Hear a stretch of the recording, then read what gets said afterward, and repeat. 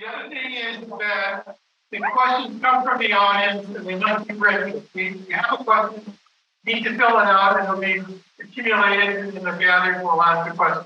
There'll be no live questions from the audience. We just don't have the time.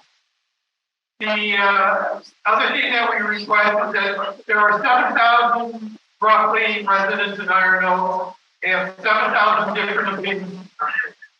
So we ask that you respect the neighbors, and we're all neighbors, and respect the candidates whether you like their answers or not. Okay. What we're saying is no cheering, clapping, jeering, or throwing things. The other thing is that what's going to happen is each candidate will give a 3-minute introduction, and then questions will be asked, and then at the end we'll have 3 minutes to say vote for me, and then that's it. We're gonna try and get as many questions in as possible. Okay, I guess we're ready. Oh, the last thing is, I already got a question on how come I can't vote yesterday. They didn't have his registration though. The vote starts next Friday, and the mailers will go out this week, and you'll have all the information you need. So with that, we're going to start. And the first person up to give the intro will be Bruce.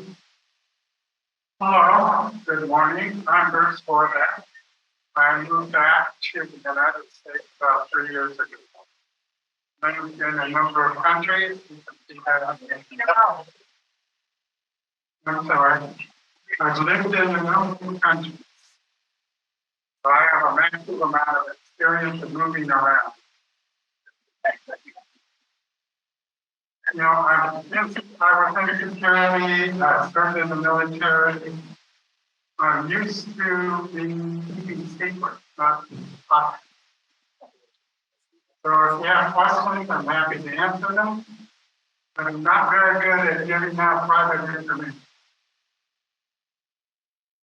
I'm married to an Iranian lady who's been married for over 40 years. We have children. She speaks better English than I do. I know she's terrible, she's also won't English. Some of you know her, her name is Kitty, which means universe. She's my universe. All of you here represent the community, and we're all together. We all have the same images of what this community should be. I wrote down some of the things about what I think this community should be. Whether you agree with me or not, you can tell me anything. But even after the poll, I'm welcome to any questions you might have, or if you want to stop by and talk to me at every time, you're most welcome. So, having said that, I don't know how much time is left. Okay. You know, it's hard to tell you information about me when I'm not used to doing this. I grew up, I was born in Ohio, I grew up in California, then over through most of the United States, then over most of Europe, worked in the Middle East. There's not much else to tell you except that I have extensive experience in security and keeping secrets. And seeing that things are done properly. You don't like things that aren't done properly. So I'm here to support you and to support our community. That's all. There's nothing in it for you. Thank you for your patience. Thank you. Good job. In the back, can you hear me? Raise your hand. Okay, so I have the mic in the right place, and that's a good thing. There's a guy here in the audience that taught me to be a public speaker in the late 1980s. Jim O'Grady. Raise your hand, Jim. So, but I learned from Jim, so I'm fairly comfortable with this. And the what's your name? Who are you? Oh, I'll get there. I'm a candidate for the Gordon Brett. I have 3 minutes to introduce myself, so that's not a lot of time to say all the things that I'd like to say. We bought our house here in 2019, so we're just going on 4 years right now. And we moved here to be close to grandbabies and kids. We have 4 kids that range in age from 41 to 31. I got the ages right. And one is a director for a nonprofit in Seattle. One is an attorney, a contracts attorney here in Phoenix. One is a college professor at the University of Houston. And one is a school teacher in a Title I school in Mesa, the kind of the poorest of the poor kind of kids. We have been married 44 years, my lovely wife, Laura, and we've lived in 4 different states. We grew up in New York, high school sweethearts, and moved to Connecticut, and then Arizona, and then Kansas, then back to Arizona, and here we are. My career was in aerospace and defense, procurement, most recently with Northrop Grumman down the street here. We may have weapons of mass destruction. Before I start, I have to tell you that I'm not an expert in all things Iron Oaks, and I won't pretend to be. I've learned a lot. I've read a lot of stuff on the Iron Oaks website. It's actually a really good website, but it's very deep and it has a lot of layers. You have to study pretty hard to find the specific things you want. But not being an expert, I am a deeply experienced business executive with the capability to, down to 1 minute, to analyze complex situations and take action to remedy situations that I see as a problem. That being said, with 1 minute left, I'm going to give you my take on a few important things. One, board and committee positions are not meant to be careers or to be of personal commercial value to each of those positions. 2, impeccable maintenance of existing facilities is the absolute key, and nothing less than that is acceptable. I supported the base fund increase. I think it's the right thing to do for new homeowners to pay or help defray the cost for the current homeowners. And I like to think that I helped get that passed. It was the right thing to do, and I supported solidly. I'm 100% in favor of capital investment if we do it wisely with a plan.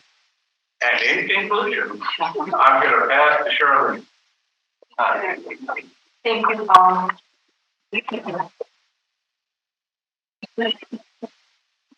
Please, no clapping and praise. We need to get through this. I'm Charlene Ganfigallo. I've called Iron Oaks home for 24 years, having moved here from Portland, Oregon. I've enjoyed the lifestyle Iron Oaks has afforded me, preserving and improving our community so that current and future homeowners can enjoy that same lifestyle as my North Star. Why am I running for the board? I believe the best days of Iron Oaks are ahead of us.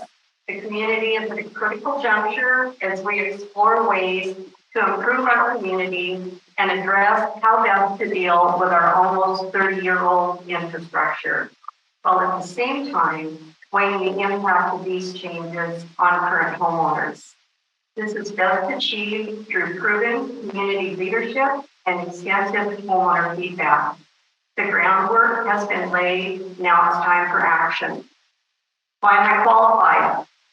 I have a proven track record of HOA experience, leadership, and delivering positive results for homeowners. Serving multiple years on various Iron Oaks committees taught me the skills necessary to be an effective board member. My board service has come at 2 different times in our community's development. I was on the board in 2011 to 2013, serving as president the last 2 years. I want to focus for a minute on what I think was my key accomplishment during my first tenure on the board, and that was the role that I played as chair of the initial Face Fund Committee. The work of that committee resulted in a homeowner vote approving the creation of the Face Fund. Since 2012, New homeowners have paid in over $4 million to that fund. This money has paid for the entire cost of the Stone and Barrel remodel, the pickleball facility, and the new Grill and Green project in Ironwood. That will kick off tomorrow with a big Super Bowl party, and we're all excited about that. Tickets are sold out and there's a waiting list. These are improvements that we can all enjoy and be proud of. There's one more accomplishment that I'm very proud of. I'm one of the co-founders of the Crystal Heart Project. Since its inception, we have donated over $78,000 to a domestic crisis center right here in Chandler. I look forward to your questions and will address my priorities for the next 3 years in my closing statements. Thank you.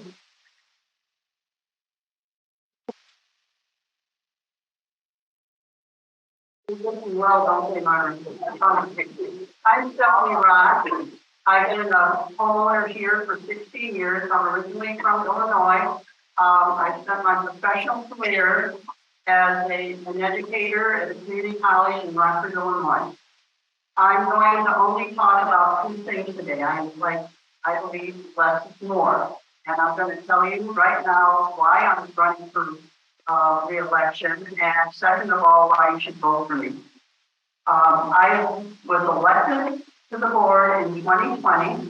I am currently serving as president of the board, and I am running for re-election because I want to see some of the good things that this board has started to fruition.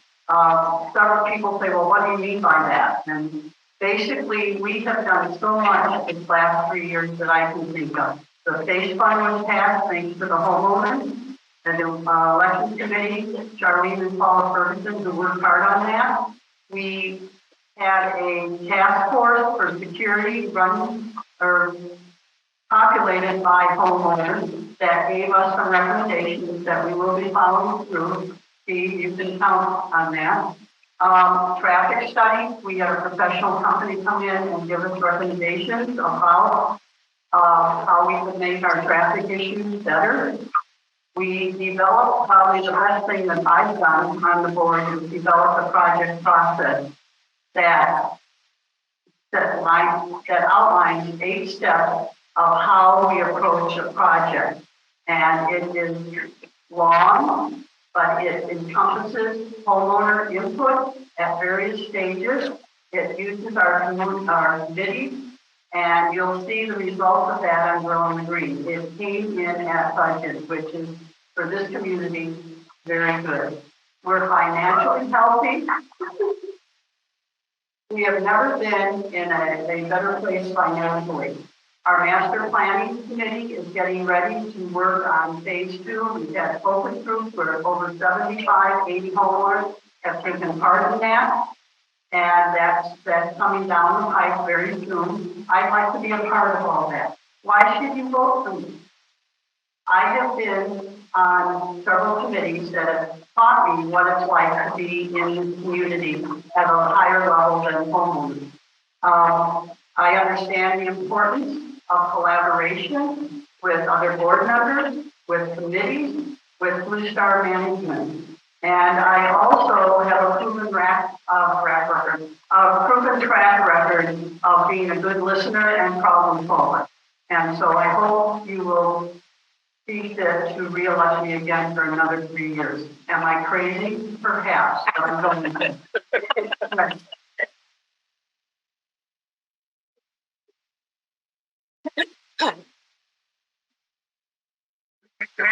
My name is Fred Alford, and you want to go to the casino with me because I lost the drawing my number 5. I moved into Oakwood in 2017. My whole career has been in banking. I started out with the United States Treasury Department as a treasury agent, and then flipped over to the banking side and ran large commercial lending divisions in 2 banks, and I was also president of 2 banks. So I guess I know some stuff. My agenda, my position papers, my position paper is outside. But a couple items on there that I'm campaigning under is financial accountability. One of the things I did as a banker is I would tell my bank customers, look at every expense, look at every check we wrote last year, and ask yourself, do we really need to write that, or could we get it for less? On average, those companies save 4% in the first year. We apply that against our overhead of $15 million. At 4%, $600,000 or $150 per household. You don't necessarily do everything by revenue. Expenses can also add to revenue. One of the other things I want to do is form a homeowners advisory committee. In talking about project management, I met with a lot of contractors out here, and I realized we have a wealth of talent in our notes. Just contractors, architects, lawyers, doctors, teachers. It'd be great to pull on that. Those are professionals with expertise. It'd be great to pull on those and form an advisory group and maybe not use as much outside consulting that cost us $300,000 last year, which is $50 a home. The other thing is, point of contention is, I think residents should be able to be employed. Iron Oaks. Currently prohibited at a loose price contract. That's going to be up for discussion, but what a better wealth of talent. They're going to be timely, prompt, and you're going to take pride in what they do. Another point is security. Security. I was involved in the poolside focus groups. My recommendation was card swipe for the pool, card swipe for the poolside building, card swipe for fitness. We got to control people that are coming into this area that are not homeowners and are using our facilities. That's one way to do it. Another is communication between the board and the homeowner. A lot of people complain their comment cards aren't answered. You direct a comment card towards me. That's in my area of expertise. I will answer it promptly. Time's up. I'm just away from that. Sorry.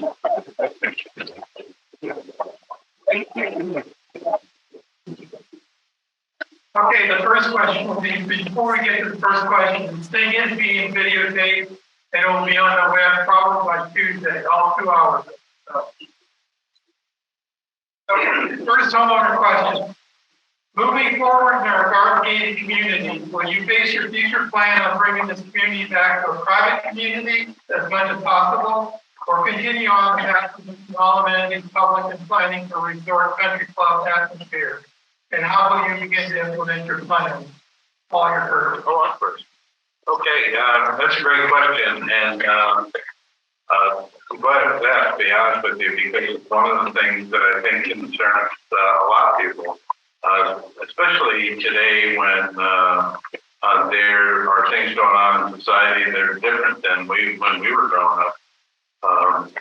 There are financial implications to being open to the public community, both pro and con. And my personal opinion is that we should probably think more about being a private community. But that would take a lot of planning and a lot of input because we have made that decision years ago for reasons that I am not yet familiar with. I'm sure there are financial reasons and things that occurred back in time that need to be considered. But my movement would be toward a private community because I think it would be more beneficial and for the homeowners and safer for the homeowners. The other day I was driving my golf cart down the street that goes to the clubhouse, and I saw an obviously homeless person pushing a shopping cart up that boulevard toward E.J. Robeson, and I thought to myself, holy cow, what's going on in the world where this can happen? And in the past few weeks, I've seen shopping carts taken off golf carts. So you drive by a John Deere tractor and there's a shopping cart and it's being hauled off the golf course. And so I worry about that. Aside from that, the security angle of it, I worry about the wear and tear on the facilities and whether or not those facilities really are paid for by the outside entities that are using them? Are they actually adequately paid for? So, I've got a minute left, and what I would tell you is I would move toward that, but I would do it with a lot of conversation and counsel. If there was a good reason not to, then I wouldn't. But my perspective is that you want to listen to that, and utmost in the minds of everyone here, a security and the well-being of the homeowners that are here to enjoy their retirement. That's all I've got. The question of whether or not we should be a private community was brought forth to you homeowners in the initial survey that we did about 2 years ago. It was put in a context of what it would add to your dues in order to do that. Your message to us overwhelmingly was no. And I think that it's important that we listen to homeowners when they give us this type of feedback. There's another aspect to the private versus public that I think is important that everyone understands. All of our amenities are not open to the public. Our golf course is, our restaurants are, and because of a situation in the fitness center that allows our homeowners to use it free through your Medicare Advantage insurance, people can use that from outside. Our pools are not open to the public. Our tennis courts are not open to the public. Our pickleball courts are not open to the public. They must purchase a membership. At any time, we can turn that spigot off. Allowing tennis players and the pickleball players to have outside memberships allows them to fill their leagues out. If the time came when pickleball was too crowded with homeowners, that would be the time to say no more outside memberships, and we can do that, and we would do that. The other aspect about public versus private is the fact that we have 3 communities within Sun Lake. There's Sun Lakes Country Club, Cottonwood, Palo Verde, and Iron Oaks. We treat each other as members in each other's community. We can go to Palo Verde, we can go to Cottonwood, we can go to Phase 1 and use their restaurants as they can come here. We have a reciprocal agreement with Cottonwood and Palo Verde to use swimming pools. So before we put in any kind of card swipe, we've got to figure out how to deal with that situation. There's a lot of layers, a lot of context to these questions. It would need a significant amount of research. But basically, we listened to you 2 years ago when you said you didn't want to spend the extra money that it would add to your dues if we did close the community. Thank you. I think Charlene said it all for me. We've looked at this, and again, with the homeowners saying that they really did not want to have their assessments increased and put that on the back burner, so to speak. There's also tax implications for going from public to private. We make $120,000 from our Silver Sneakers program at the fitness center. People, because of that, we have to allow anybody to come in. I know the security task force has looked at many of these issues. If we truly wanted to be a secure community, we would shut down all the gates except the man gates at Haley, Robeson, and Sun Lakes Boulevard. Everybody would be going in and out of that. As far as people coming in, like the homeless, I saw the same gal call. In fact, she was walking up the golf cart or the cart path of Sonoran 5. And I don't know how she got back down here so quickly. Anybody can get through that. They just have to walk under.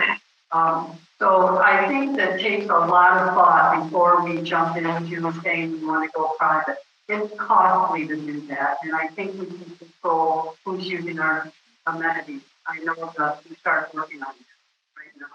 Right. Funny story about homeless people. And the neighborhood. Last November, the motor on my refrigerator went out, 5:30 in the morning. So I go to get my car to go over to Safeway, and I press the button, open the garage door opener, it doesn't work. So I throw on these crappy pants, crappy shirt, walk to Safeway, with 4 bags of ice, can't carry 4 bags of ice, I put it in the car, roll it through the church, I'm walking down somebody's pants, and here comes patrol. Roll down the window and says, "We don't allow homeless people." I think he was surprised when I opened my door. He said, "Remember to return the car." I'm a banker. Follow the money. Right now, we don't know who is an owner or a non-owner when they're sitting in Stone and Barrel. Right. But they're being charged the same price as we are to support Stone and Barrel. I think golf, we pretty much know who the non-members are because of the fees. I think the point, Shar is probably right. We'll lose a revenue stream that has to be replaced. And or let's get paid for them coming here. I think California a year ago said we should be raising the prices for non-homeowners at Stone and Barrel to account for what we pay into the pot, and they don't. So I agree, it's going to take some research. I think Stephanie's right. To really secure, we're going to have to shut gates down, and that's going to cause a firestorm with a lot of good homeowners too. So it's not an easy yes or no answer.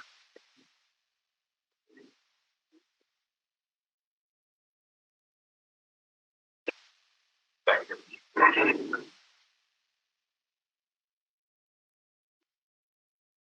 As a resident, I'm not too concerned about whether we go public or not. We're here for the residents. They come first over anybody that wants to do their facility. But we have other issues that are important. We have a gate down out of that's open, that people drive through that aren't homeowners. You can drive through it if you're not a homeowner and have to go. Can't exit. But people try and exit. Seen them wait until somebody comes and opens the gate so they can go out. Why do we have that there? Costing money. This only lets people in, don't let people out that are non-residents. Things like that have to change.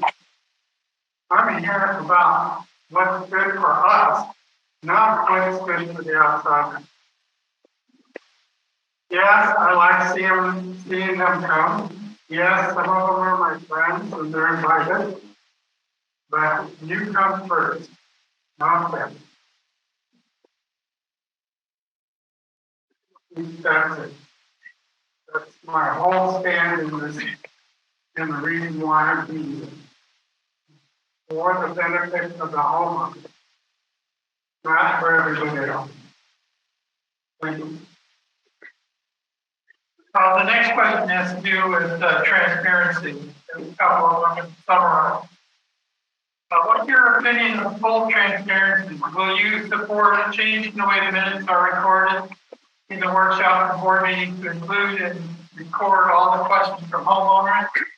And will you also agree to full disclosure and allowance for homeowner views? That's another great question. Well, my first, I didn't. Shirley. Oh, I'm sorry. Go ahead, Shirley. That's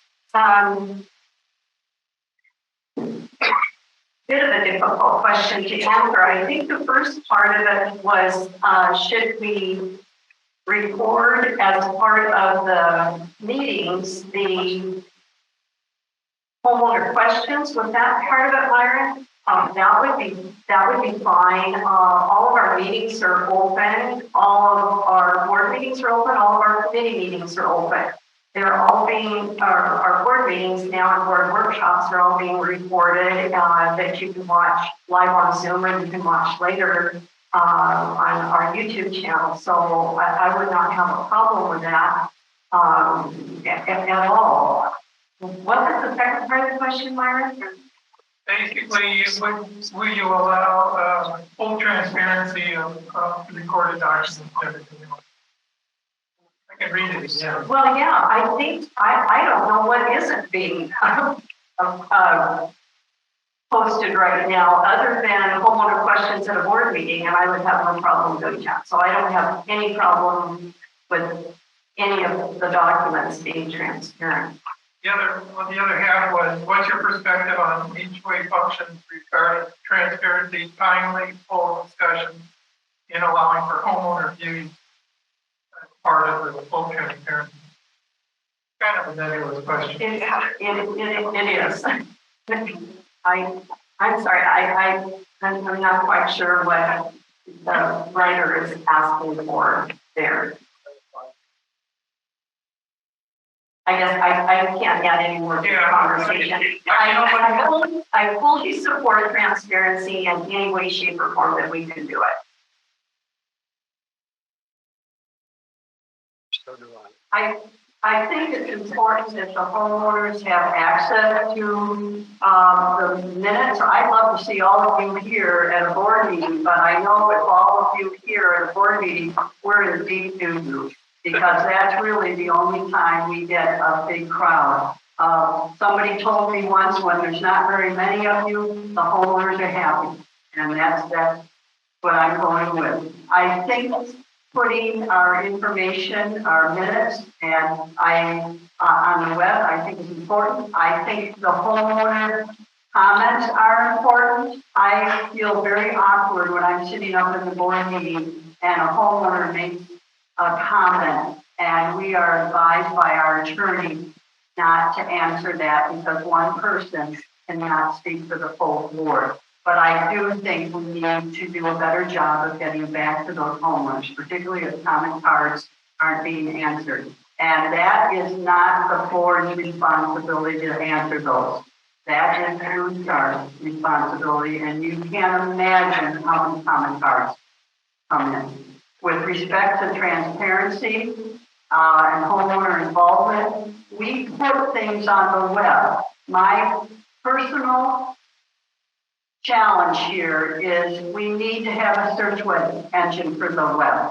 I told John that was a hill I was willing to die on, and we need that search engine. We can put things on the web all you want, but if people can't find it, it's not very helpful. So in addition to getting the board minutes and comments on the website, I think we also need to be more transparent. But we can only do so much. The homeowners have a responsibility to stay connected to the community. So it can be there, but if you don't go look, I don't know what to tell you.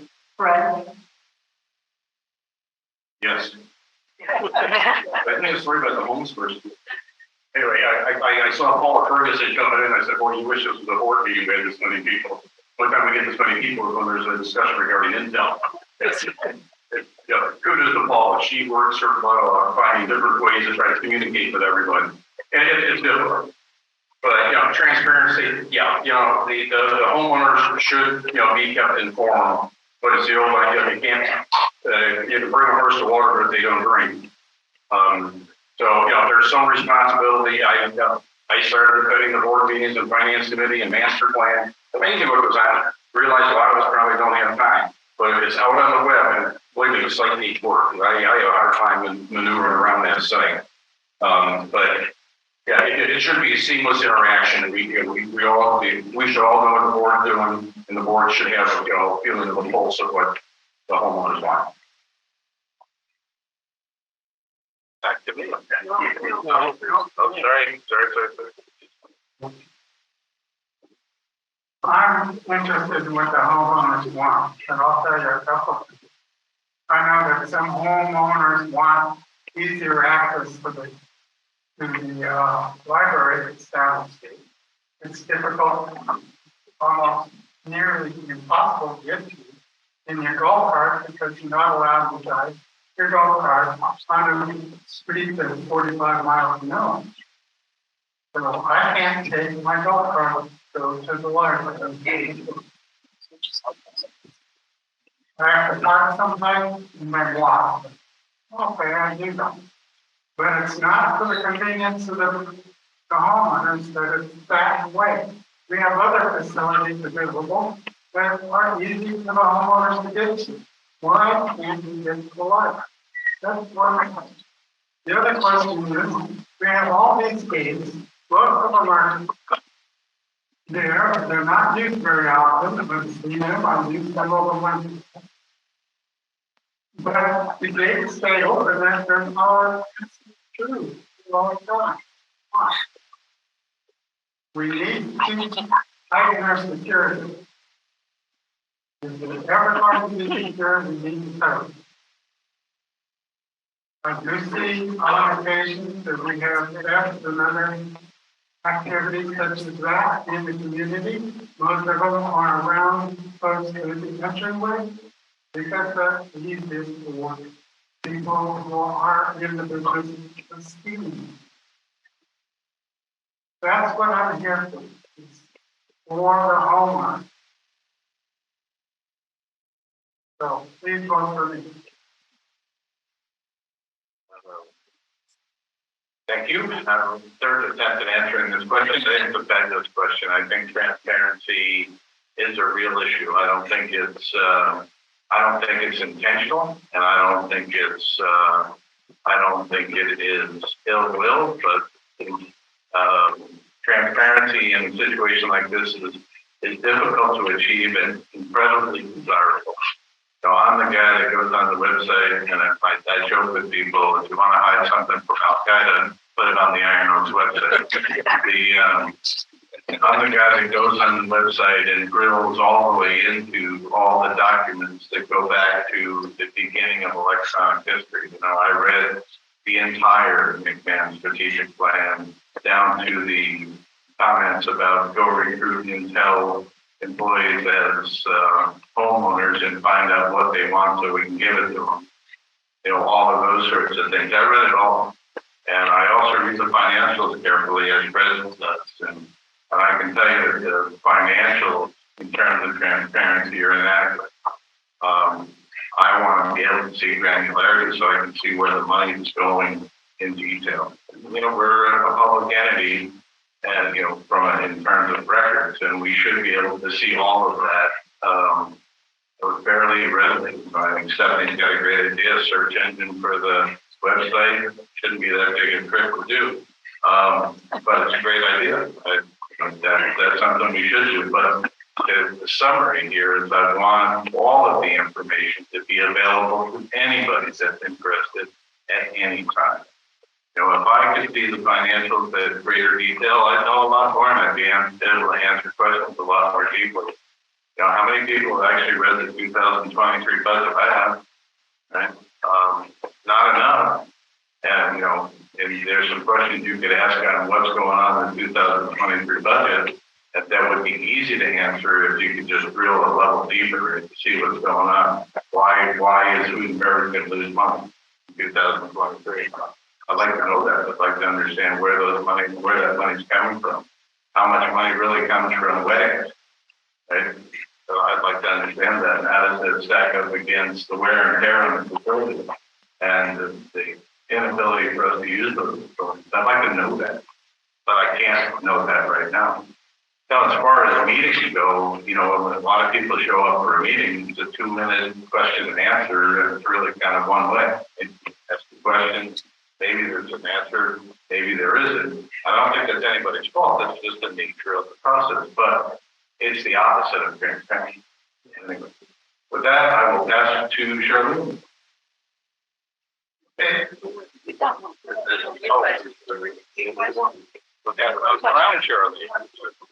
Your question is, what major expenditures from the phase fund are you planning to propose or support, assuming we have enough money in the phase fund? That's a good one. Right now, with the Grill on the Green coming in as budget, and there was a contingency of $300,000 for that. The next project is going to be the pickleball lighting. These people have waited for so long to get some lights to bring their facility up to what is on the website at world class. So that would be my next project. As far as down the road from that, I think we have to continue working on the master plan and updating our facilities, the pool side, the fitness center, everything that's in the master plan. So that's where I would go with the phase fund money.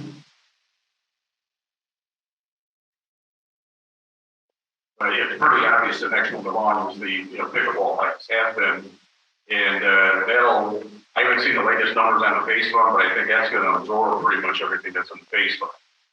So right now in the master plan, we're kind of going full bore with poolside and kind of fitness center kind of lagging along. But we had the phase fund increase, which now based on 15 homes a month, I don't know what the more recent ones are, maybe less. That's going to generate $900,000 a year. Poolside's going to cost $4 million. So we're going to accumulate based on cash. It's going to take us 4.5 years to do this. That's going to take us another 4.5 years before we do fitness center.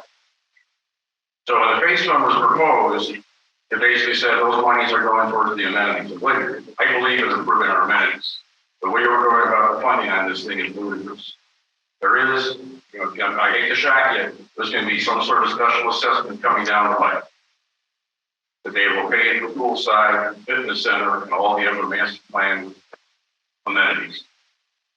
That's going to do one of two things. We're either going to borrow from a bank, get a $5 million line of credit. That's going to be 6.5%. And we're going to have to implement a $25 a month assessment for 60 months. That $25 a month generates $1.2 million in the first year. Phase one's going to generate $900,000. That's 2.1. For 2 years, it's going to take to get poolside done. That's 4.2 million.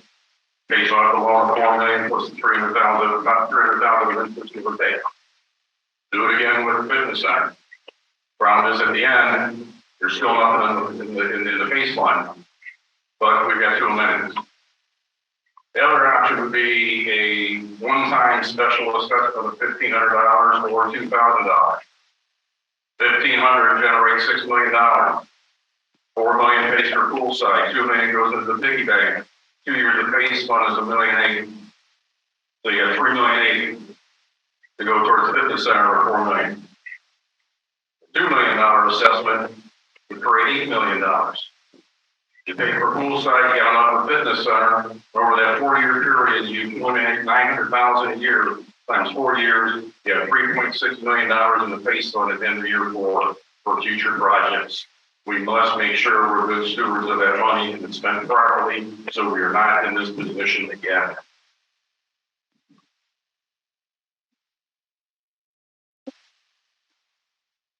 Like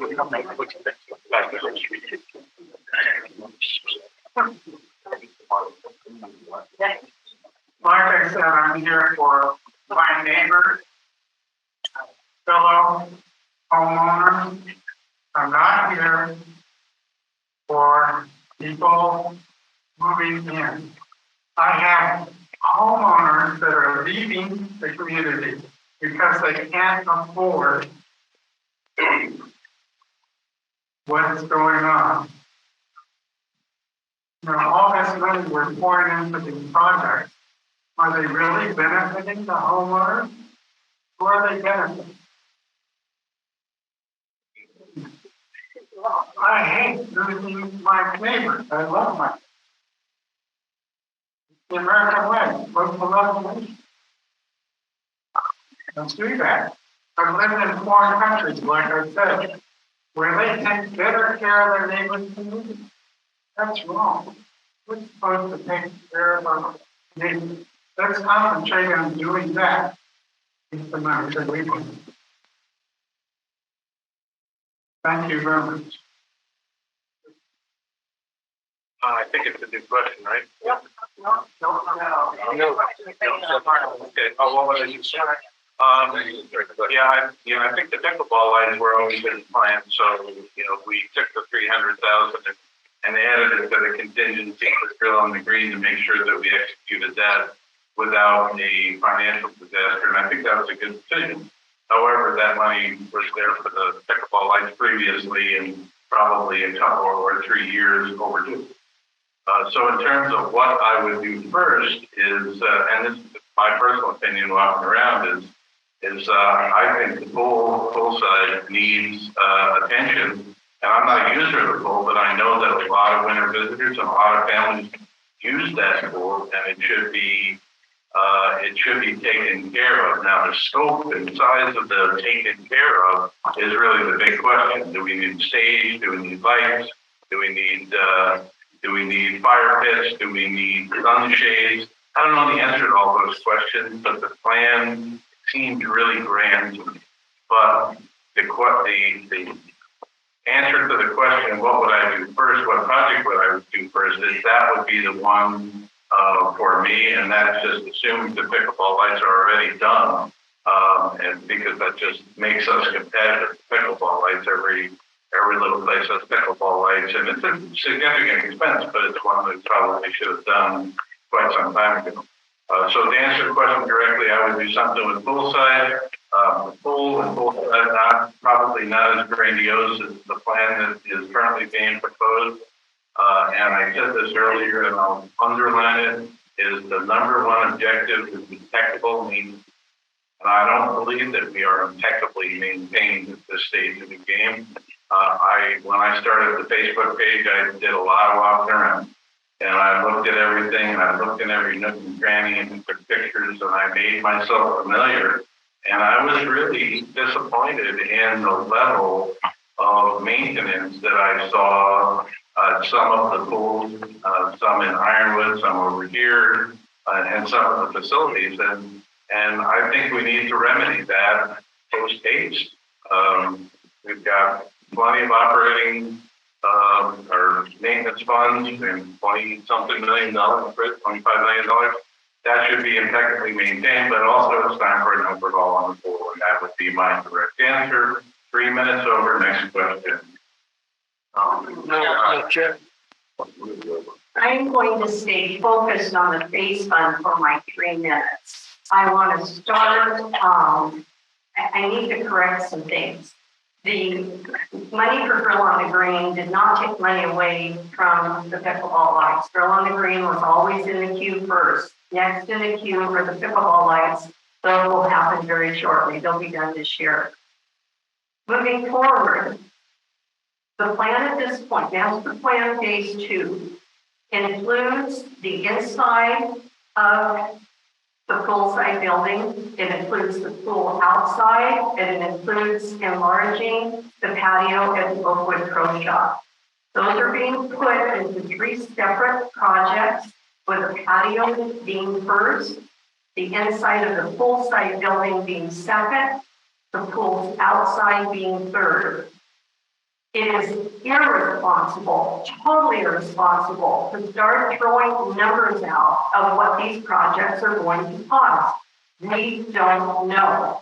We are in the middle of getting information from homeowners through focus groups as to how much they want. What we've learned from developers is their needs are really quite simple. Their wants are reasonable. There's no reason why the golf patio cannot be finished this year, as well as the pickleball lights.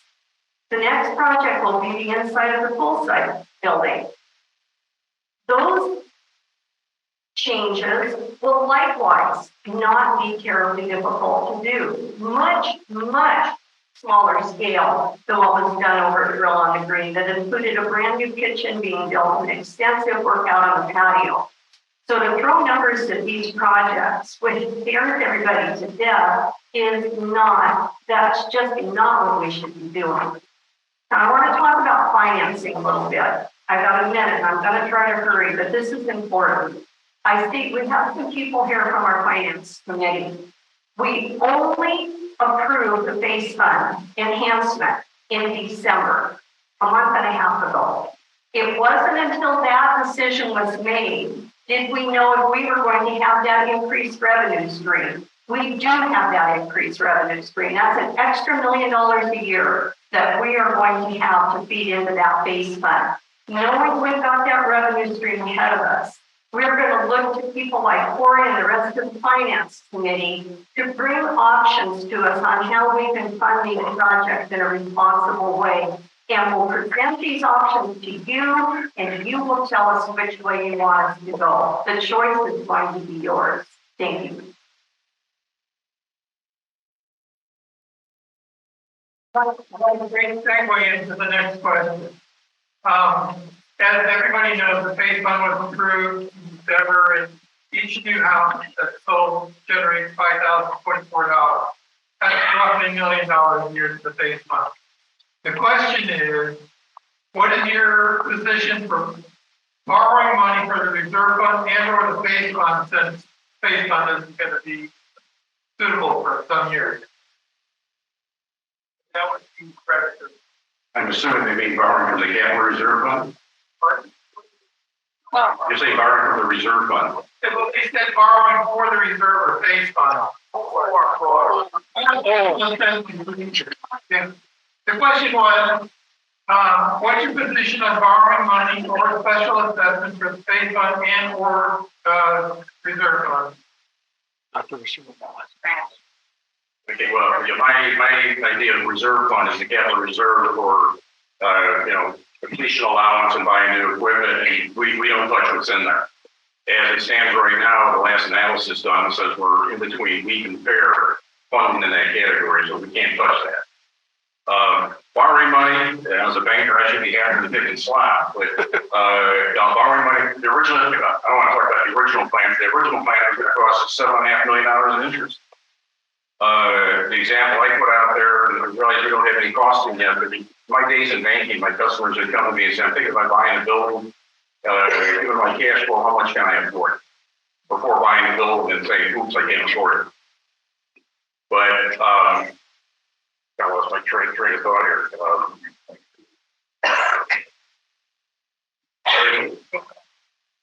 Take that alone.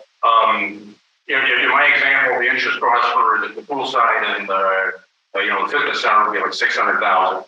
Not bad, but that's $600,000 that can go into other projects. So if we don't borrow, we don't pay interest. If we do it on our own funds, obviously there's no other out of pocket. I would not recommend borrowing money for two reasons. One, we borrow money from the bank, and I know this. They got you. That security agreement and loan agreement is going to be airtight. And if the base fund the house sales drop precipitously, if we're basically 15 home sales and it drops down 10, that's going to impact the cash flow to pay the loan. Bank will have the right under a loan agreement or security agreement to come in and direct the association to do a special assessment to make up the difference. You don't want to borrow money if you absolutely don't have to.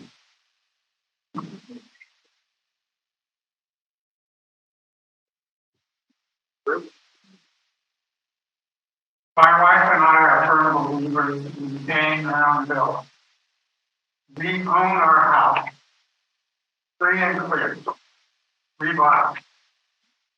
We're not rich, but we saved our money and bought it. There are a lot of people that borrow money, and I understand that. But I don't like borrowing money for any reason unless I absolutely have to. If I have no other choice.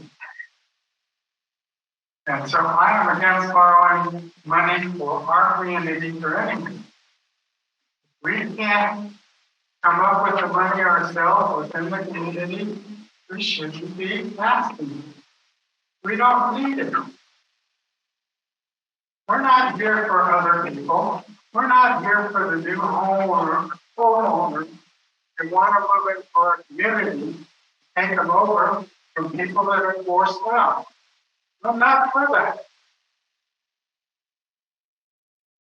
I'm forced out business. Yes, my wife, by the way, was a banker. She worked for a long time for Bank of America.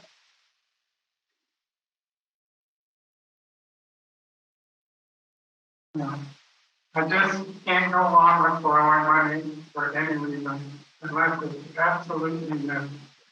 There's no other choice. I'm sorry. Thanks, Bruce. I'm generally opposed to borrowing money for an HOA, and debt in HOAs, is not at all a good thing. It can cause unintended consequences, some of which Fred talked about, and some of them are just generational for us. We don't like to be in debt.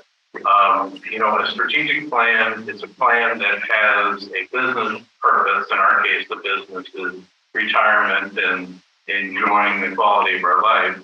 And so the strategic plan should have a time-phased set of activities that occur continuously, and every year you make a new plan that looks out whatever the number of years is that you want the plan to be. Typically in business, it's about 5 years. So you have a 5-year strategic plan, and the next cycle you make a plan that goes for the next 5 years. And you have a set of projects with a budget and a time and an estimate of the completion cost, and you continuously do that. You don't figure out what it is you want and then figure out how to get the money and last very long in business. It's just not what's done. So I would like to see us get in a situation where we can plan projects and execute those projects on a very disciplined basis without borrowing very much money. There may be times when we have to borrow money, but as Bruce said, that's a last resort type of situation, particularly with interest rates on the rise and probably not going to go down anytime in the next year or two. I'm an amateur economist, and I don't think the Fed's done yet. They're probably going to hit 6% before they're done, and they may crash the economy doing it, but the federal funds rate is going to go up, and that means that the rates you get from a bank are going to be a bit above that for them to make money. That's just the way it works. That's the way banking works. You all know that. They've got to make a couple of points, or they're not in business anymore, right? And as Fred said, they have a bulletproof business case with us. If we don't service the debt, they're going to come in, take over the association, and make us service the debt with special assessments. It's not even a mystery what would happen. So in general, I'm against borrowing money. I would like to have a plan that's very specific in terms of activities, timing, and cost estimates. Estimates aren't perfect, but you can get very, very close. I can tell you from 40-something years in operations and procuring that. Okay, stay with me on this. The idea of borrowing money needs to be looked at in the perspective of how it plays into different options you will be given to fund our big projects coming up. One option would be to do assessment. The other option might include borrowing some money. How many people in here, I want to see a show of hands, how many people in here when you bought your first house paid cash for it? Your first house paid cash, man, oh man. Okay, we have a few hands already. Your first house, when you bought your first house, you paid cash. The only reason I bring this up is to say borrowing isn't always a bad thing. If we wait until we accumulate enough money, these big projects have lots of zeros after them. If we wait till we accumulate enough money to pay for them, none of us will live long enough to enjoy them. We will never, ever see them completed. Costs are going up. If we could do a project today for X, if we wait 5 years and try to save the money for what X is today, it's going to be X plus. We'll be chasing our tail forever. The other thing to keep in mind about borrowing money is the repayment of that loan is going to be paid by people who haven't even bought a house here yet. How awesome is that? That's what this base fund is. It's revenue coming in to ease the burden on you, paid for by new homeowners. Do I favor one thing or another? I don't. But I trust the finance committee to give us options. They'll weigh those options out on how they benefit you. for 2 or 3 different options, and then you will tell us what you think makes sense. But I give you credit to weigh all these facts when you have all this information. But remember, we've got $1 million coming into that base fund that none of us are going to have to pay. That's money coming into the community from our new buyers, and we need to make that work the smartest way we can for us. Thank you.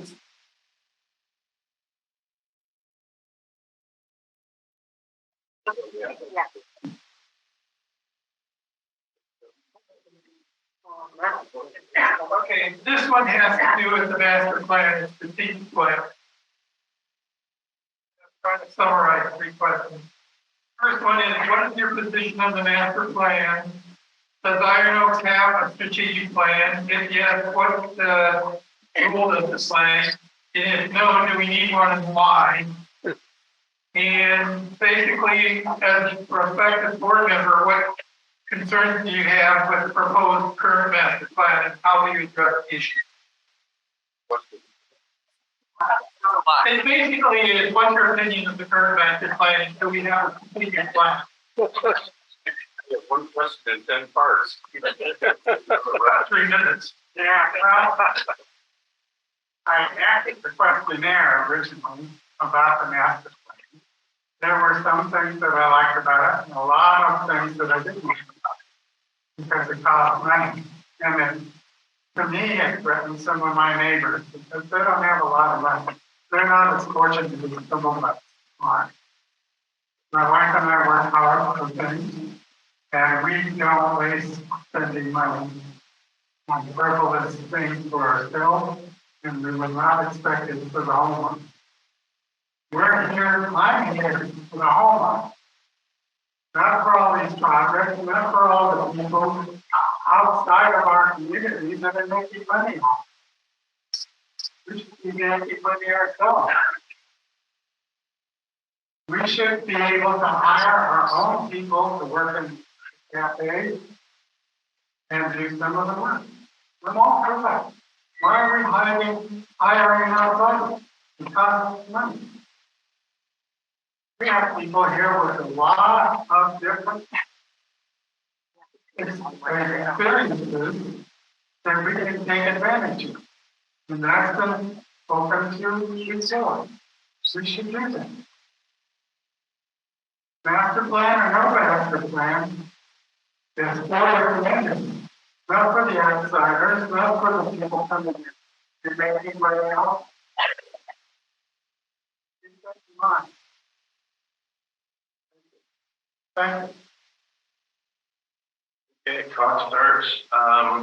I got involved in the process because of the emerging master plan in April of 2022. Before that, I knew nothing about anything that was going on, and then I saw some communication about $22.3 million, and being the business guy, calculated the interest.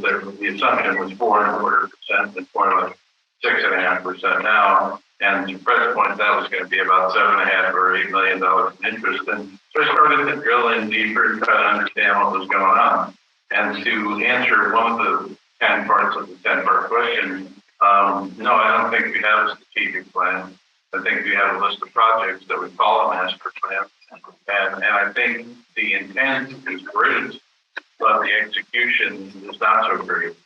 Costs are always going to go up. Costs will always be going up. You will never get in front of it.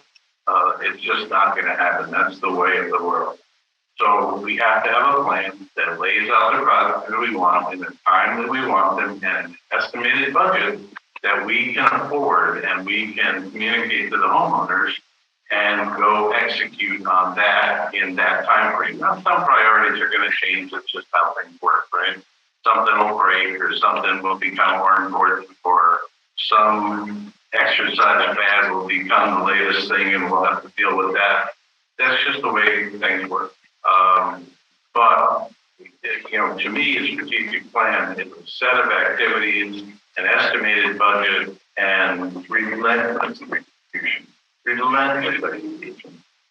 have a lot of changing of priorities right now. The golf patio is a good example. That was never part of the original plan. It was never part of the survey. It just year. And it's not a bad thing, but it's not a disciplined master plan. It's not a disciplined strategic plan. It's a project. And it could be a good project. I just don't know how it fits into the scheme of it. So to answer the question, with a minute left, no, I don't think we have a strategic plan. I think the master plan is great in intent and for an execution. I will pass to Shirley. Thank you. We do have a strategic plan. It's on our website. It's quite extensive. It was approved, I believe, in the spring of 2021. It is in the process right now of being revised. The revised strategic plan will be brought back through the master planning committee to the board for its review and approval probably in the next month or two. So we do have a strategic plan. The master plan, when most of us probably saw the big presentation last spring when it was a conclusion of all of the surveys and was the big picture of what everybody said they would like to see.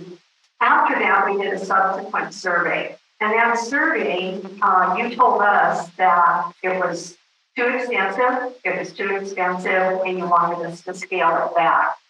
One of the primary things that you did not want was to build an administrative building for our staff. That required resetting all the other options because it's like a domino effect. If we had been able to provide a workspace for our employees, then space in other buildings would have freed up. You wouldn't support that. You didn't want to support that. We listened to you. So now we're trying to work within the facilities that we have here in this complex right here. So that presents a challenge. So in doing that, we are segmenting. The other thing you said is don't do it all at once. That's too much. Do it in stages. We listened to you there. The result of that, master plan number 2, full-size pool, pro shop patio. The next that will come up, we will address the fitness center. So we've gone from doing one big grand presentation to you, listen to what you said as to what you want and what you don't want. We're trying to be responsive to that. It's a challenge, but the master planning committee is working very, very hard on this. You'll see action coming out of that committee probably at the next meeting that will advance the first 2 parts of the master plan phase 2. So we are working hard and we want to bring you along with us with information as it becomes available. These focus groups were incredibly helpful. It was just, and this is something that's so important, that we will make good decisions if we get feedback from you at the front end of the process. And we got wonderful feedback on all of these projects that are on the table for the second phase. Thank you very much. Like Charlene, I believe we do have a strategic plan and master plan. If you Google what is the strategic plan, you get numerous definitions. Strategic plan, from how we've been using it, is a strategic plan asks, where do you want to go? And we asked you in that first McMahon survey, where do you want to go? You told us. We we took that information, we put it into another design and concept, and we sent it out to you again. As Charlene said, we told us it was too expansive and too expensive. We listened to you. The Master Planning Committee works hard to develop the master plan based on the strategic plan, and that is developing timelines, developing financial information with the finance committee.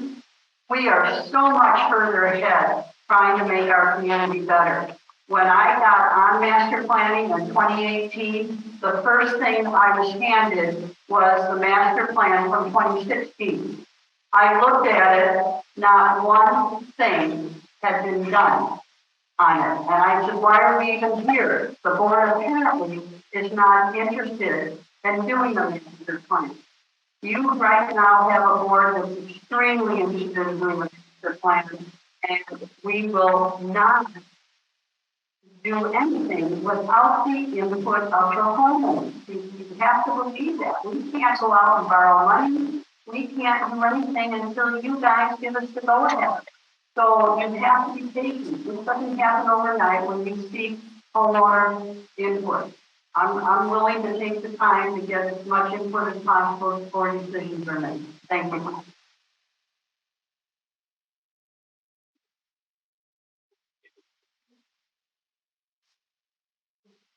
Yeah, it's kind of like, which came first, the chicken or the egg, the cost of the project or the funding of the project.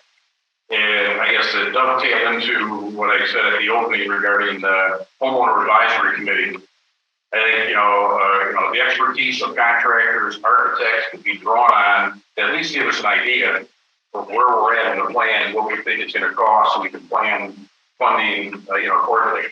I've been in both the pool and poolside, groups, and the feedback for their homeowners is fantastic. The ideas we're coming up with, I believe poolside would be kind of like the gem of, Iron Oaks, where we will all enjoy the lifestyle there. Realtors will bring in potential buyers to see it, and that's going to do nothing but help our lifestyle and also our values. My problem always is going to remain, funding. Char talks about $1 million of, face fund. Last numbers I saw was 14 and 16 sales in the last one. Average 15, that's 900,000. We can piecemeal this out if I don't know what the costs are going to be for the port stop extension, or what the pool's going to cost, what pool size can cost. We're going to do that in tranches with our own cash. It's going to take a long time. So the choice is, I think the comment was, a lot of us should be done before we see any of this. So it's like, you want it now or you want it later? That's why I threw out the option of having a special assessment. No one likes special assessment. But that last example gets it done, leaves excess cash in there. And we can make allowance for people that may be, affected in the budget, or you defer their cost at the end when they sell their house. So, thank you.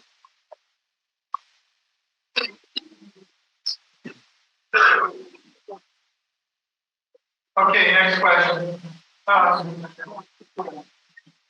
Do you believe the current? Oh, yeah.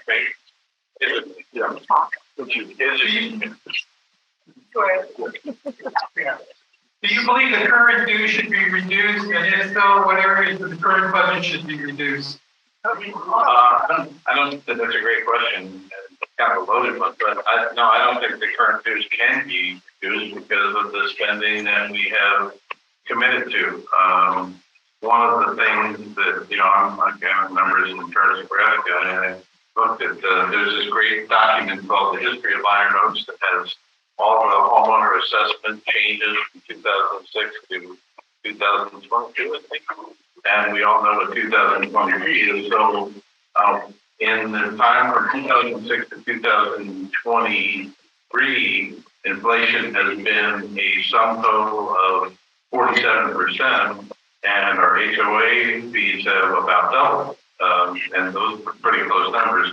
If we decide that we need to do specials or additional 10% increases, then you're going to see the numbers go up dramatically and quickly, because we've already achieved a base where that started in 2006 at about $1,200 a year per homeowner, and now is a little bit over $2,500. Is that about right?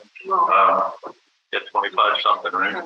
25 and change. So it's a little more than doubled in that time frame. And if you add 10% for the next 4 years, it's quite a steep climb. So the answer to the immediate question, no, we can't really tell anything today, but we need to be looking at, as Greg alluded to earlier, we need to be looking at what's contained in the detail of the budget to determine what we can do. Not what we can't do, but what can we do to help ourselves in the future to defray the increases at the velocity and height that we've had them in the past. And, you know, the inflation numbers are the inflation numbers, 47% over that period of time, and our HOA fees have doubled. So it's about double the rate of inflation.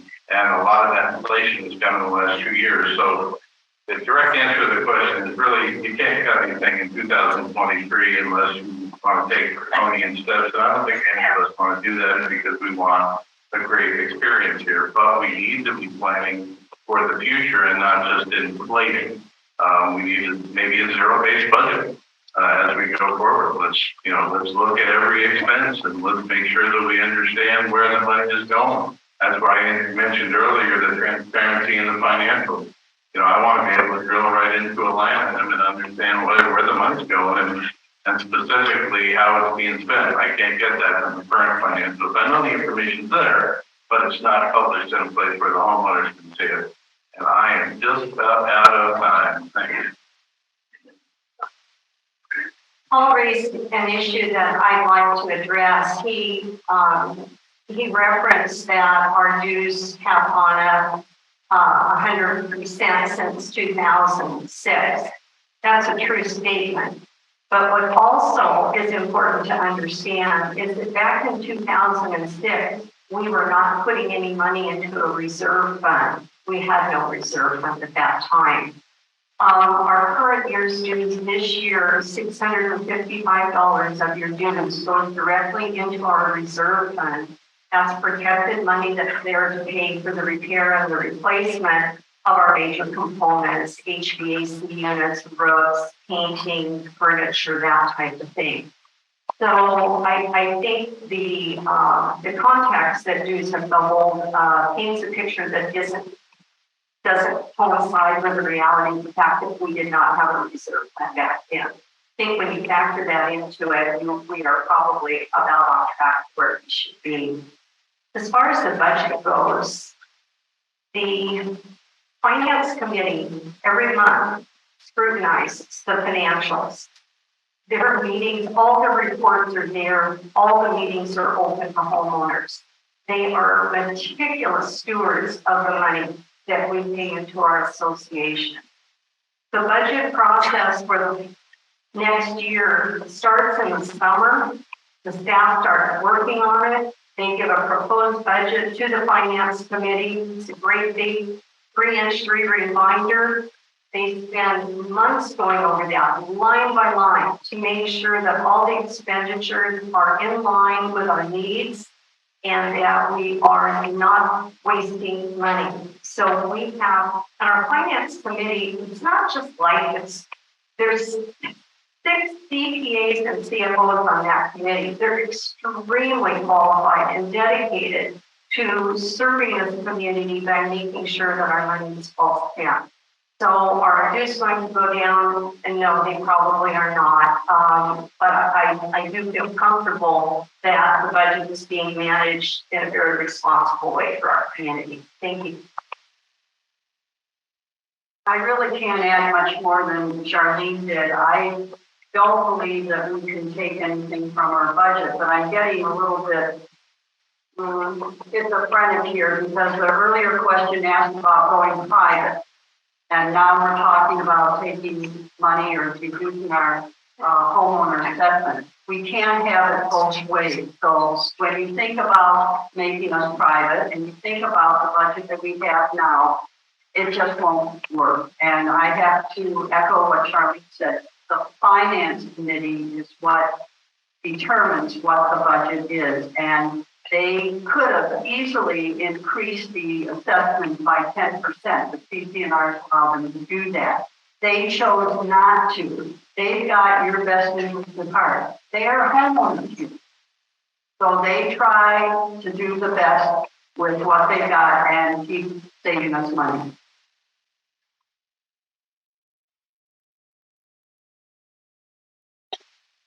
I think over the past year, we've probably gone through the highest inflation rate we've had in decades. And I think when John made some of his reports at the board meetings, the increase in various food costs and salaries is eye-popping. So a lot of that's factored into where we're at. I think Sharp brought up a good point. In 2000, we took over the operations from Robeson. Not only the capital we were replacing the reserve, but also at that time, our buildings were pretty brand new. There was no baseline. Robeson, I believe it was 2008 or 2010, we had to buy all the amenities for $4 million. You kind of package that all together. There was a baseline in 2000. There would have been another, $3-4 million we could have, and then, Robeson would have given us the amenities like they did kind of with Palo Verde. We wouldn't have a special assessment back then. So it's kind of a collective eight ball that we're behind, that we're really trying to catch up on now. Because, back then our amenities were new. I think shower 70 said we're like 25, 30 years old now. They're getting a little long in the tooth. And I think we need, to progress with what we're doing in the master plan to bring those up to date. Again, my concern the whole time is, how are we going to fund this thing? And we still do not have any concrete, funding plan. And just as an aside, I think 2 master plan meetings ago, the chairman of the master plan was talking about maybe the administrative building may be coming back into the plan.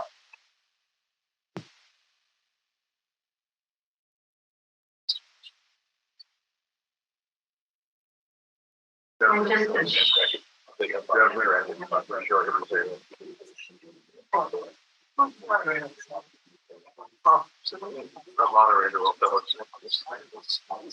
don't know if I answered or not, but I asked the flood team. Right across the street from us is a building with facilities for providing food. And I'm like, use the big pool. And I want something to eat or drink. Can I buy it there? No. Why not? We own a facility. It's sitting there. It's been sitting there. Supposed to be making money for the community. What's it making money for? Yes, I know some of the facilities are being used by people, like by the Jewish veterans group, which I've attended some of the meetings.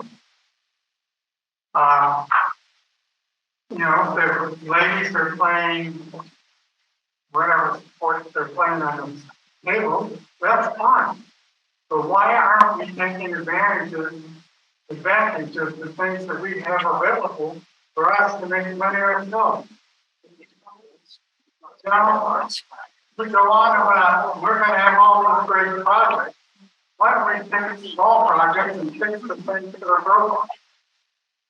I live in a small part of this community, and our roads are not up to the same standards the roads outside of my community are.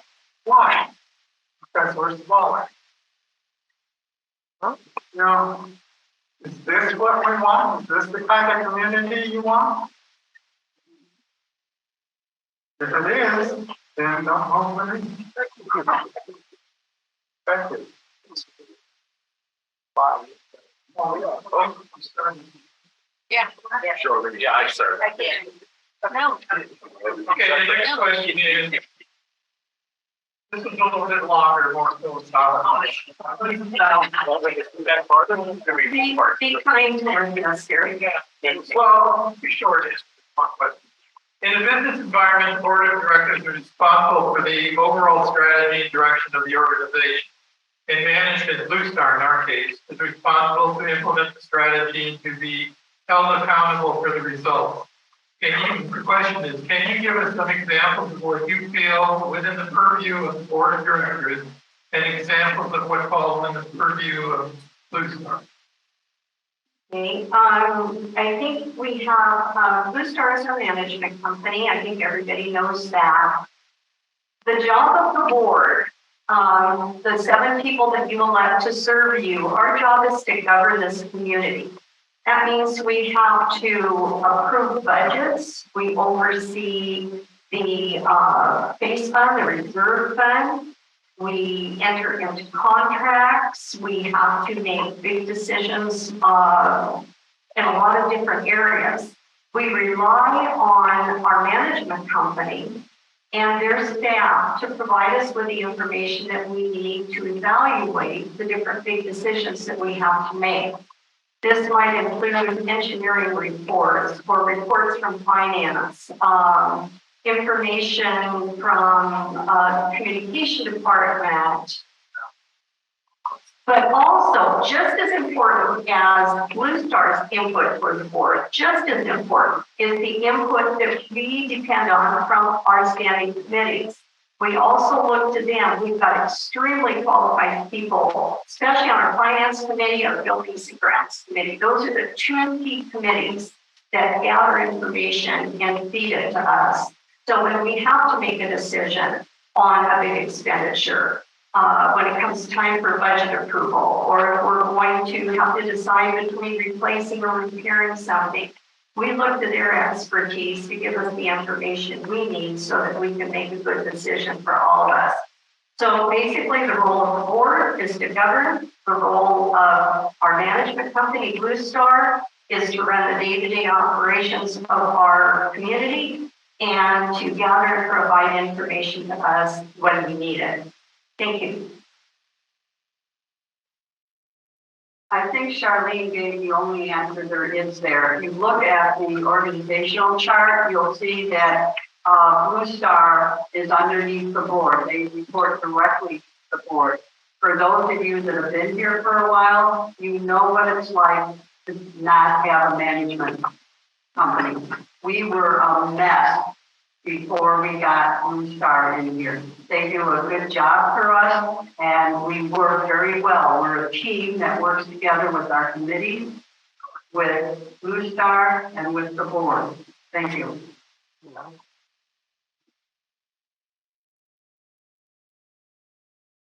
I went over to pretty self-managed. And I went over there and I talked to the president that kind of runs the show over there, and I walked away with wondering, why the hell would you want to be self-managed? I mean, it is a load. And I agree with Steph. Blue Star does a great job. Their food and other services were losing $600,000, and I think last year, we actually showed a profit. They turned around and the mess we had with self-management. So yes, the board is above Blue Star and should ensure that they hear what we're trying to do, and I believe they do.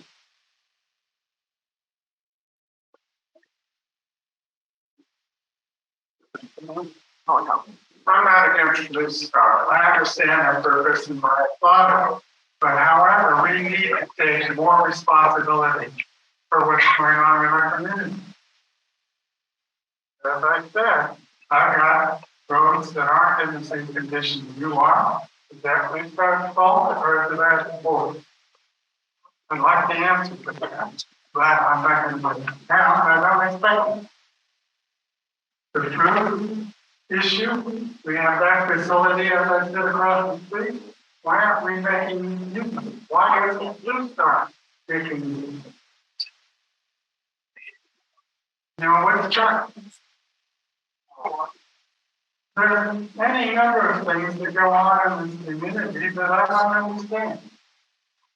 Yes, I'm not a businessman. I'm IT and security. My wife is a businessman and she runs her house very well. And I'm happy. I have money to spend. Well, I don't control my allowance. But we have to be realists about it. Blue Star does answer to us, and we need to make sure that comes across and that we get things done that are for our benefit, not for outsiders.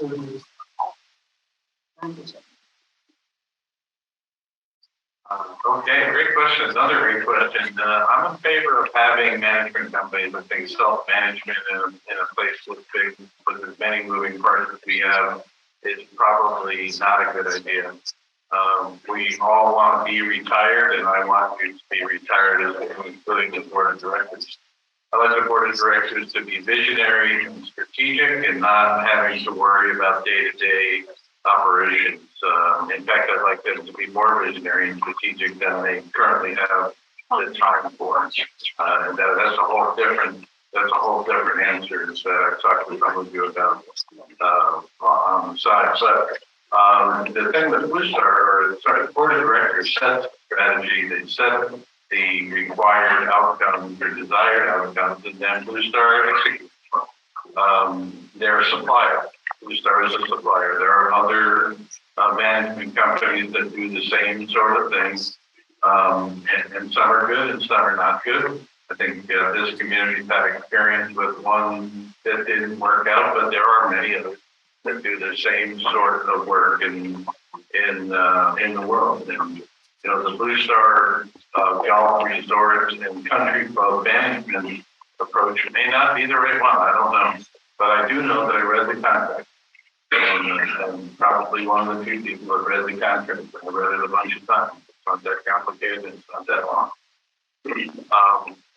But I can tell you, as a contracts and procurement gatherer, it does not incentivize them to save money. Now, there's some language in there that says that they're incentivized to save money, but I can find 15 different ways around that.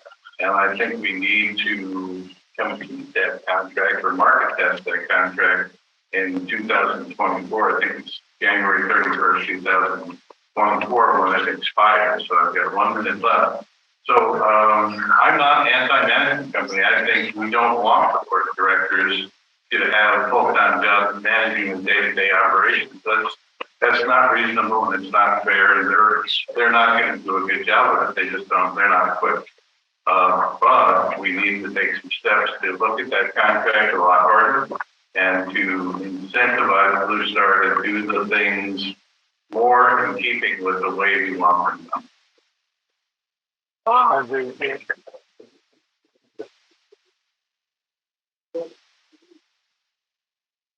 Okay, a little bit more, less philosophical question.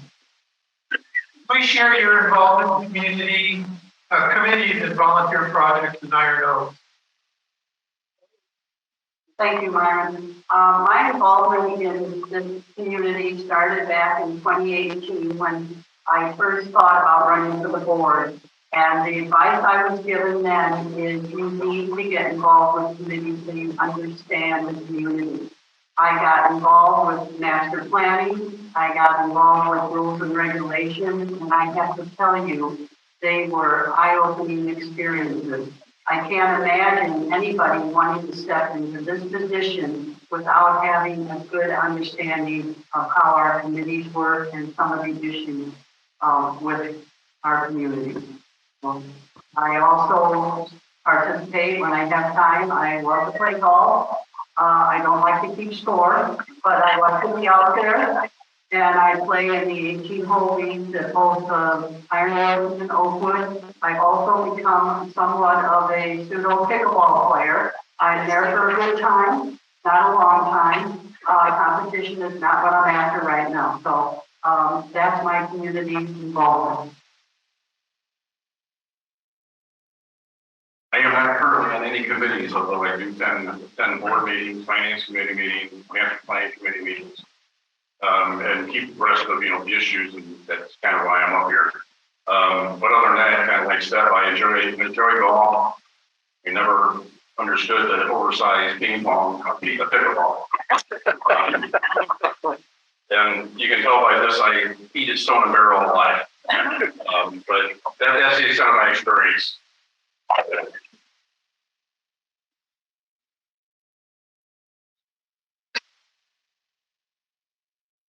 I'm like many of the other people in this room. I'm a golfer as well. I golf as one because I'm old. I'm 82 this month. So, I'm not as good as some of the players on our course is. But I enjoy playing golf with my friends and drinking afterwards and telling stories and making fun. But, we have to remember that we're community and we work together and we work for everybody's benefit. We're together. It's all of us or none of us. We have to keep that in mind. I'm not worried about who's going to help us do that. We can hire companies like these are, but we're not. Like I said before, using every facility that we've got to our advantage. We need to, I'm sorry, I'm getting more. Our apologize. Thank you. Okay, so involvement, like I said, we've been here almost 4 years, and the first year was a extensive renovation, so I won't even count that one.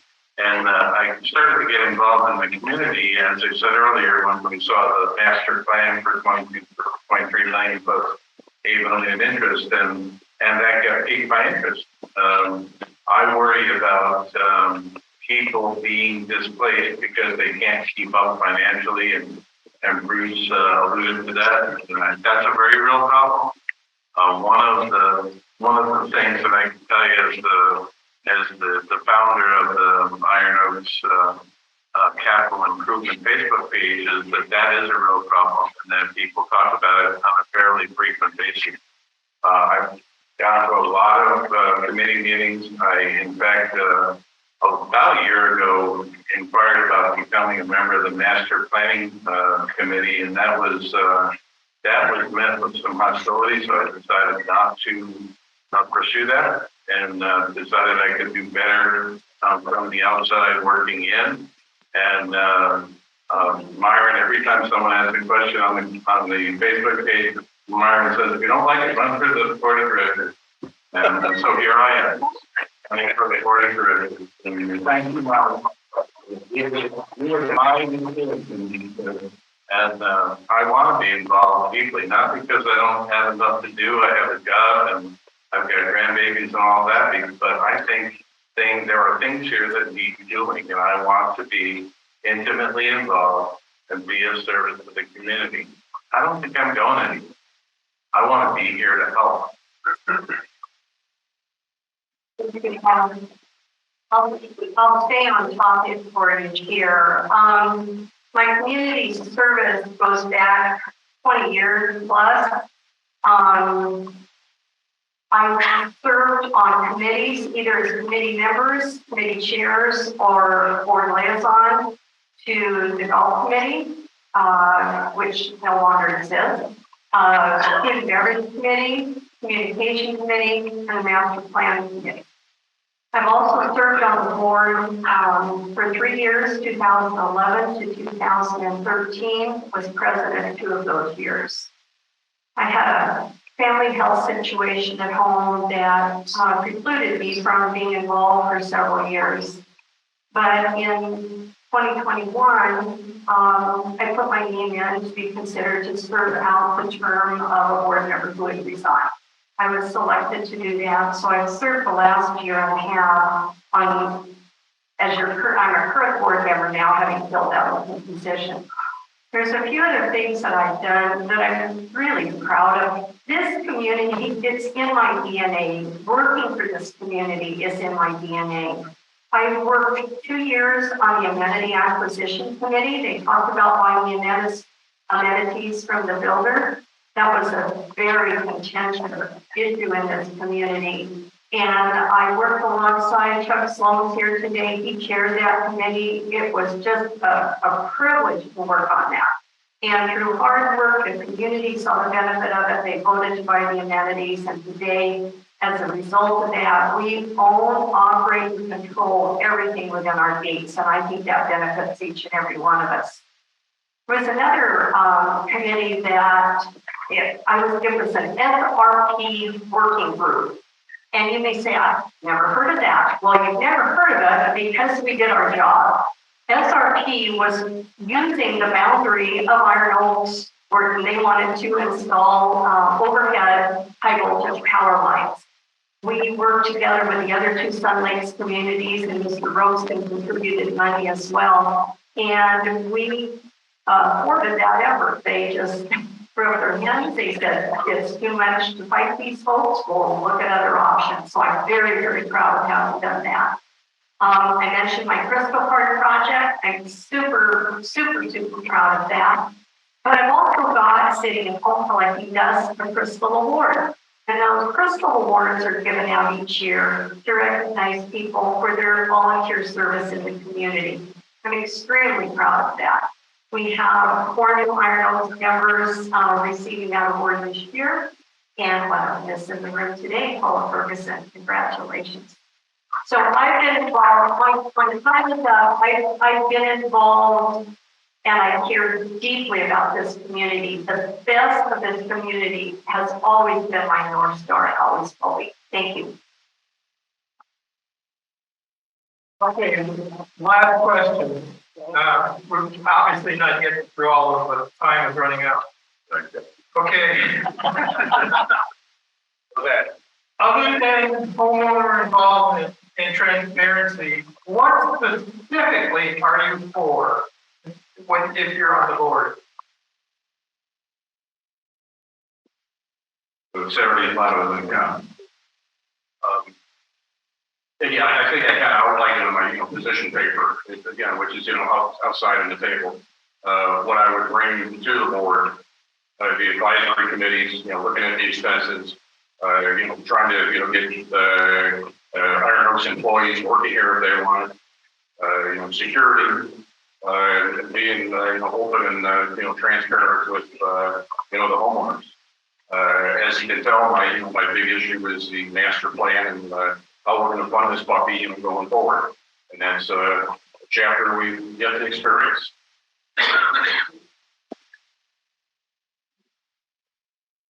Back to Bruce. Yeah, we're going, I bring a lot of experience. Yes, I've been on boards before. Been on boards when my wife and I owned the house over on the other side of this community before we went overseas. I've been on the board here working for 37. I'm still on the board there, and I intend to remain on the board there and use that experience to help grow the community as a whole. We're not individual parts. We do stuff separately, but we're one community.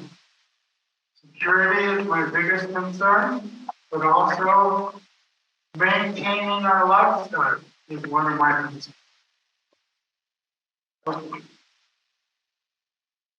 That's a great question. What are you for? I'm for impeccable maintenance of our facilities. I supported the base fund increase, so I'm for that. I support capital improvement if it's done in a fiscally responsible and planned manner. I'm for further engagement of homeowners in as near real time as we can get. Not a 2-minute one-way conversation at a board meeting, but in near real time, what I've mentioned to other people is, how many airport bathrooms have you been in where there's a screen that says, how was your experience from dissatisfied to satisfied, from frown to smiley face?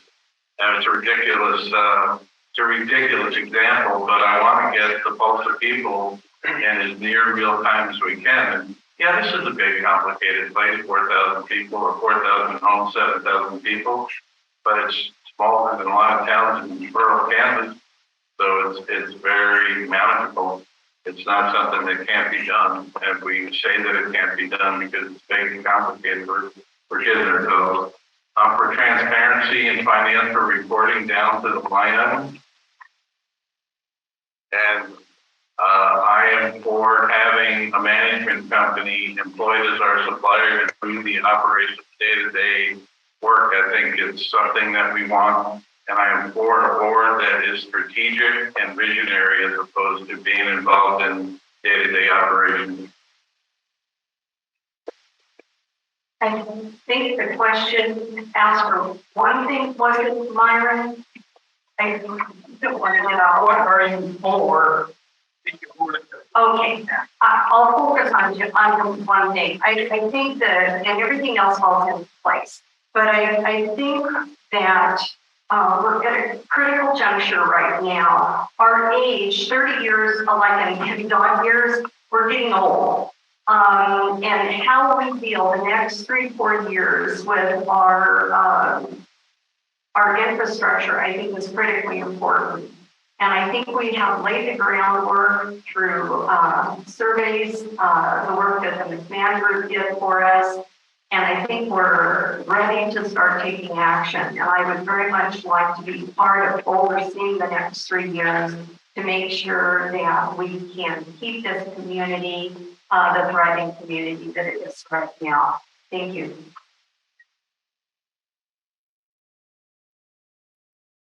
I have to say that I am really a proponent of the master plan. I think we need to do something to keep ourselves current. And the longer we wait, the more expensive it's going to be. And I can give you an example of the irrigation on the Lakes course. 5-6 years ago, the board at the time chose not to fund that. It was $500,000. Today, we're looking at having to do that, and it's going to be $2 million. So the longer we wait, the more expensive it is. I'm also very concerned about water conservation.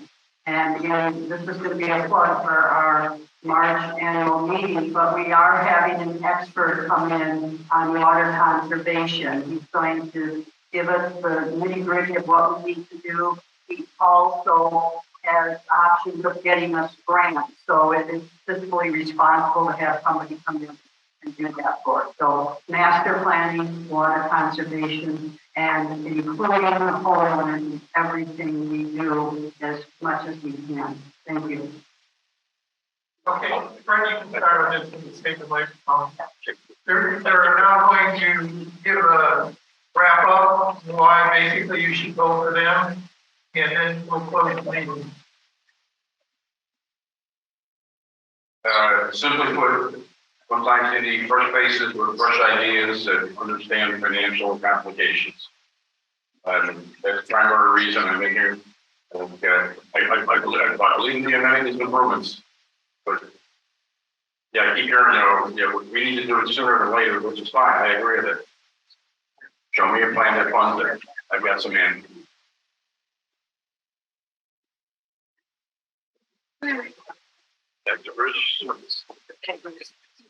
I'm not a politician, but I have lived in areas where water is very expensive and very hard to find.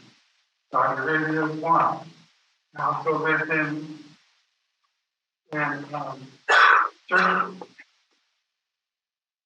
But that's not the question. I'm here as an owner of a house, and I want to contribute to the community because I'm not a politician. I have no interest. I'm not a salesperson. I wasn't in sales.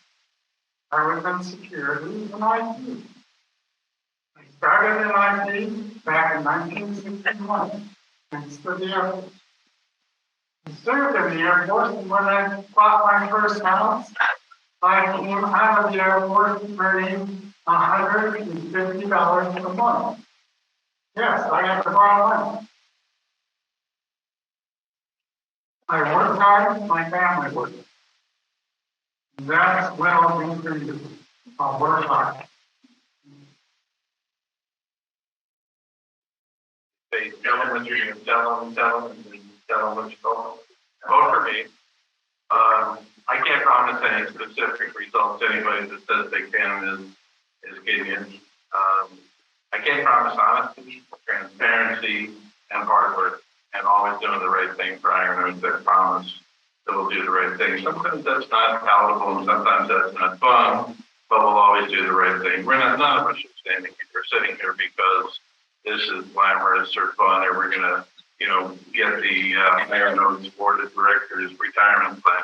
It's not fair what happens here. We're here because we want to serve the community, and we differ in perspective, and that's fine. And so as long as we keep it civil, that's fine. There's no problem with that. I believe it's time for a change in leadership philosophy, and as a candidate, I think I could bring that change. Sometimes, however, the people that are closest to the situation can't recognize the problem because they're just too close. As a member of your board, I will work diligently to ensure that all our homeowners have a genuine voice. I'm not to do that yet. And that they get the customer service they deserve. Phil mentioned, and I mentioned in one of my bits, that people are being driven out of here by cost. It's true. And I don't like it, but it's true. And I'd like to minimize that. I'll focus on accountability and management competence to ensure that we deliver results that results for the hard-earned money that you pay for this community. I understand that times are tough. We're in an inflationary period, and people's retirement incomes, for the most part, don't go up. We got a nice little bump in Social Security, but that doesn't touch what's going on in Safeway. No. I can tell you that. I don't want to drive people out of here. That's why I said I will assure effective stewardship of your money, and I will work to develop a strategic plan with timing and cost estimates, and improve our infrastructure and facilities. In short, I'm the candidate, or one of the candidates, that can help us focus on the current and future needs of the community, along with the improvements that make the quality and enjoyment of our life better. Vote for me.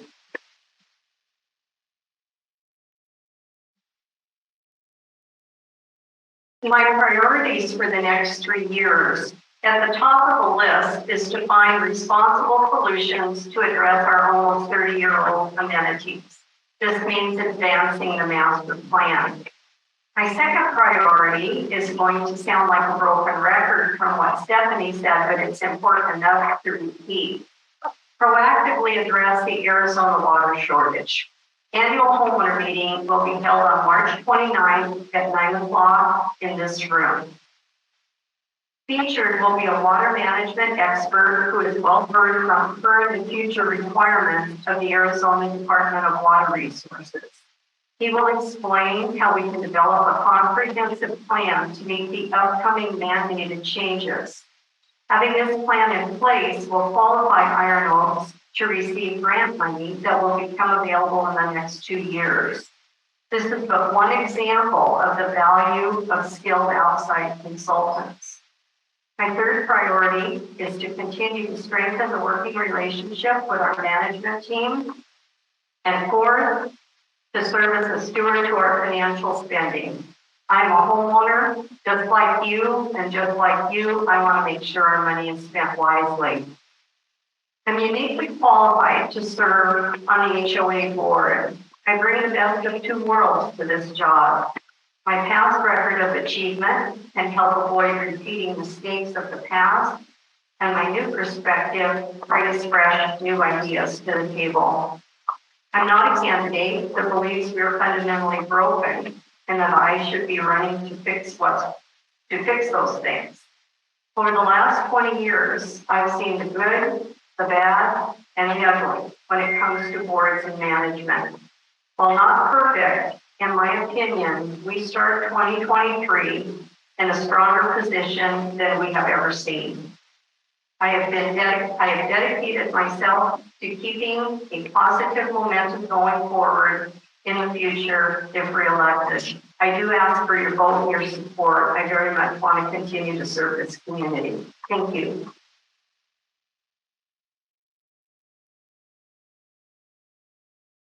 I'm asking to be reelected because I believe 2 things. One, that I believe in giving back to the community that I love and been here for 16 years. And second of all, as I said at the beginning of this board has done a lot of positive things. They have some very good initiatives in place. I would like to be a part of that. I would like to ensure that we keep this community moving forward, as 77% of the homeowners have told us that's what they want. Like Charlene, we are not broken, but on the other hand, we are not perfect. If you're looking to me to be the numbers person, look somewhere else. I do words, I don't do numbers. That's what we have a very good treasurer for. I am a problem solver. When I first got on this board, I had heard that with the new pickleball courts, things weren't going well over there. So I got a hold of some, I won't call them old, seasoned pickleball players. That is in the audience, there was. And we sat down and we worked through all the issues that they were having adapting to the new pickleball court. At this point, that pickleball program is something that I'm proud to be a part of. It is excellent, and it's due to the hard work of the pickleball players, with a little support from the board. I was instrumental in being on the task force for the project process. That will keep us doing projects that are on budget, hopefully. We can't promise the time anymore because of the shortages, but budget-wise, we have more control over that. So if you vote for me, you will be allowing me to continue to ensure that this community is moving forward the way most of the homeowners want that. Thank you.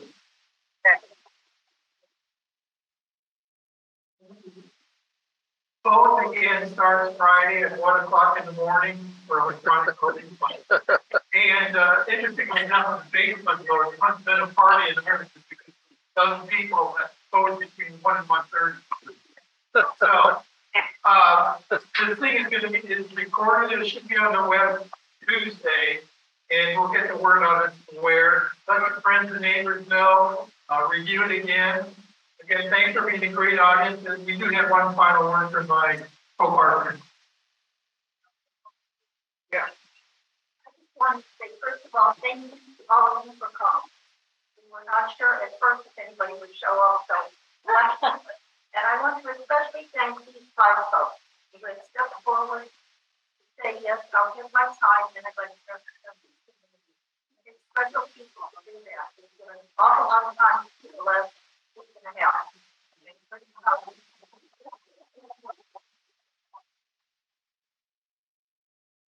They will hang around for individual questions if you have them, so walk on. And I'm curious, if Paul's going into the. I'm sitting here there.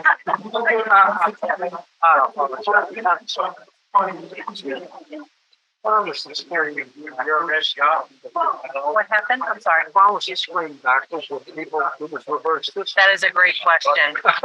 Beyond me. Oh, okay. Well, I thought it was going to be funny. How are you?